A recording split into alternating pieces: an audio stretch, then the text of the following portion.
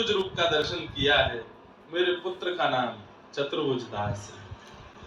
जिन श्री चतुर्भुज दास जी ने अद्भुत पद गाया, गोवर्धन वासी सांवरे,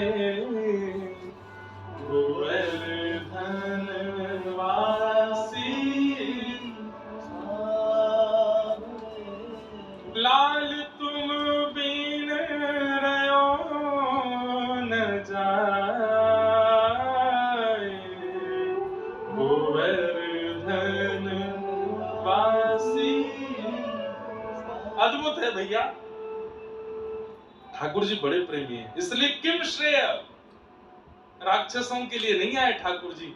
ये चोरी, ऐसी चोरी वैकुंठ में कर पाएंगे ठाकुर जी? वाके लिया तो ब्रज में ही आना पड़ेगा, वाके लिया तो वृंदावन ही आना पड़ेगा। इसलिए ठाकुर जी आए। शास्त्र सारः, इन शास्त्रों का सार क्या है? अष्टादश पुराणेषु व्यासस्य वचनद्वयम् परोपकार पुण्याय पापाय परपीडनम।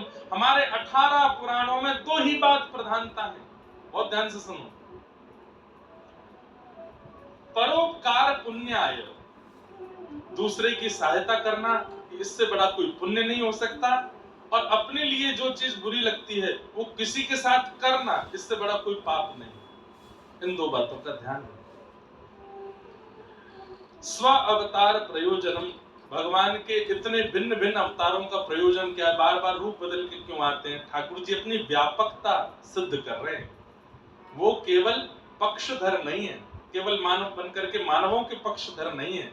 ठाकुर जी कह रहे हैं जड़ चेतन सबका मैं स्वामी हूँ।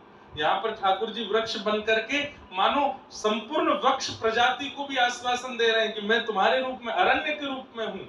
इसलिए तुम ये मत सोचना मैं केवल मानवों का नाथ हूँ, मैं सबका नाथ हूँ।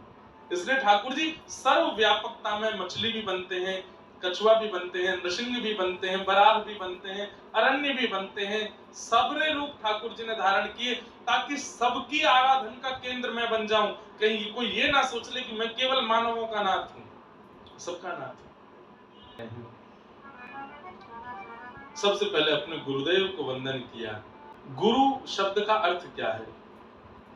जो हृदय के अंधकार को दूर करे उसको गुरु कहते हैं, जो संशयों को दूर करे उसको गुरु कहते हैं। अनेक भाव है। गुरु का मतलब गुकारस्तु अंधकारस्यात् रुकारस्तु निरोधक। पर केवल प्रवचन नहीं, गुरु का उपस्थित होने मात्र से हृदय के जो संशय थे दूर ही हो गए। प्रश्न बहुत लेके गए पर गुरु का रूप देखते भूल गए क्या पूछना है। गुरु की वाणी, गुरु की शब्दों पर अगर शिष्य विश्वास कर ले, प्रयच्छति गुरु प्रीतो वैकुंठम योगी दुर्लभम, इस बात का प्रमाण ये कथा है।